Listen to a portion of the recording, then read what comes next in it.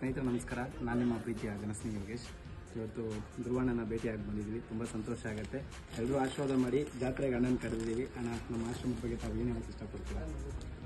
ಎಲ್ಲ ಒಳ್ಳೆಯದಾಗಲಿ. ಮಾಡ್ತಾ ಇರೋದು ಸೂಪರ್, ದೇವ್ರ ಮೆಚ್ಚುವಂಥ ಕೆಲಸನೇ ಇವ್ರು ಮಾಡ್ತಾ ಇರೋದು. ದೀಪಾವಳಿ ಲಕ್ಷ್ಮಿ ಗಣಪಟ್ಟಾಕಿ ನಮ್ಮ ಮುಂದೆ ನಿಲ್ಲೋ ಮುಂಚೆ